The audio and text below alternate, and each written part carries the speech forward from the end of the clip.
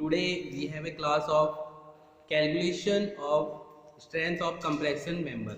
ठीक है, तो आज हम compression member के क्वेश्चन करेंगे जिसमें हमें क्या करना है, strength of compression member find out करना है. ठीक है, मैंने यहाँ पर एक क्वेश्चन लिखा है.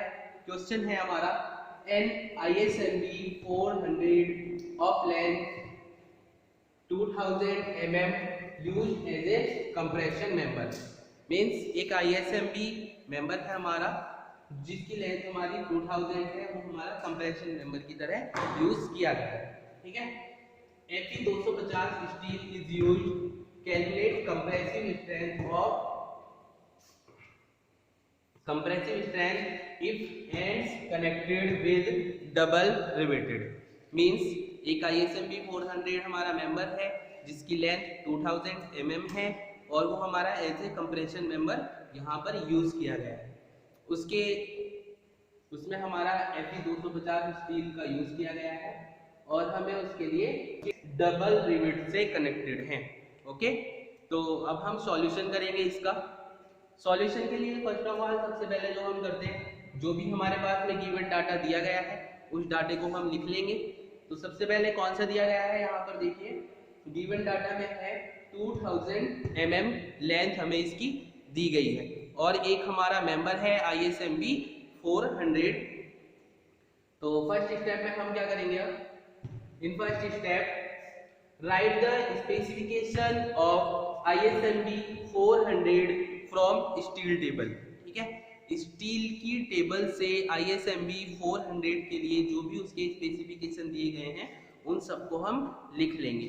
कौन कौन से स्पेसिफिकेशन होते हैं हमारे पास में, एक तो नेट एरिया होता है, दूसरा हमारे पास में RYY होता है, RXX होता है, IXX होता है, IYY होता है. ये सभी हमें स्पेसिफिकेशन लिखने होते हैं. तो सबसे पहले हमने एरिया लिख लिया.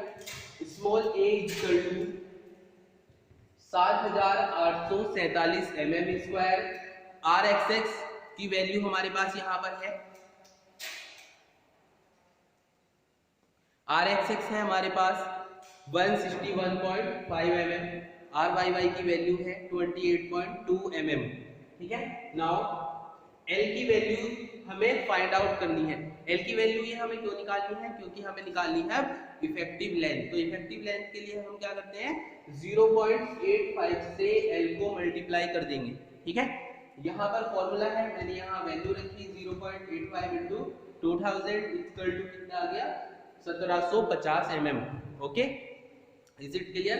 नाउ अब हमें R मिनिमम देखना है. R मिनिमम क्योंकि हमें cylinder length ratio find out करना है. Cylinder length ratio find out करने के लिए हमारे पास में R मिनिमम की वैल्यू होनी चाहिए.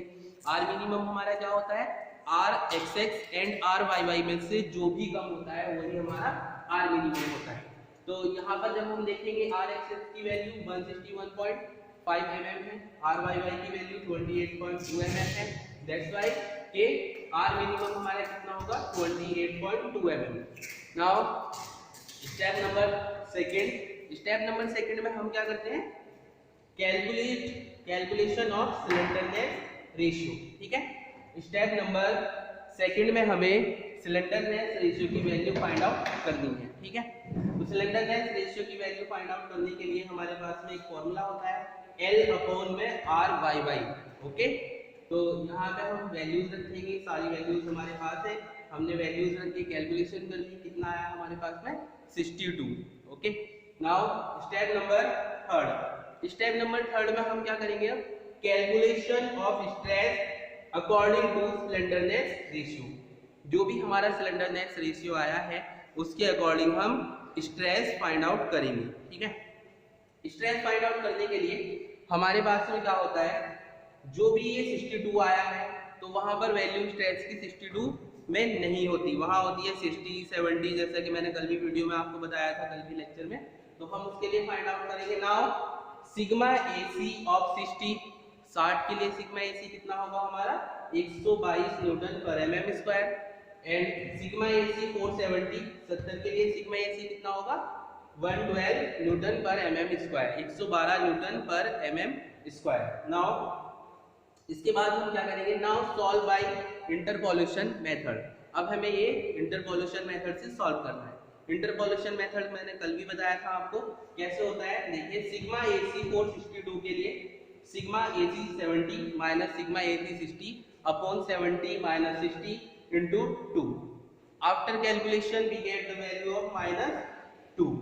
ओके, नाउ सिग्मा AC 462, तो अब हमारे पास में जो सिग्मा AC 62 के लिए हमें निकालना है, तो 60 के लिए हमारे पास में कितना था 122, तो उसमें से हम 2 माइनस कर देंगे जो हमारे पास यहाँ पर आया है। Okay, after calculation when we subtract 122 minus 2 then we get 120 Newton per mm square। Okay, now four step में अब हमें क्या करना है, फाइनल स्टेप जो हमें कैलकुलेशन करना है, हमें क्या करना है स्ट्रेंथ ऑफ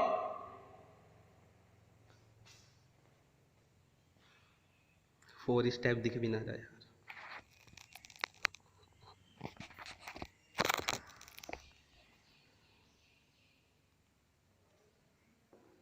तो come to four step now. Four step में हमें क्या करना है, for calculation of compressive member की स्ट्रेंथ की कैलकुलेशन करनी है।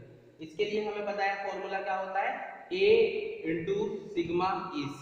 ओके, अब इन सभी की वैल्यूज हमारे पास है। A की वैल्यू यहाँ से हम ले लेंगे 7847 mm square and sigma AC की वैल्यू जो भी हमने कैलकुलेट की है 120 न्यूटन पर mm square. After putting both values we get strength of compressive member, जिसको मैंने FC से दिखाया है। ठीक है, तो हमारे पास में कितना आंसर आ गया, after calculation we get the answer 941.64 kilo newton. Okay, यही हमारा फाइनल आंसर है। इसी की तरह हम अगर हमें कोई और भी न्यूमेरिकल दे दिया जाए related to the compression member strength, तो हम उसको इजीली फाइंड आउट कर सकते हैं। ठीक है, आई होप कि आपको ये सब कुछ समझ में आया होगा। ओके,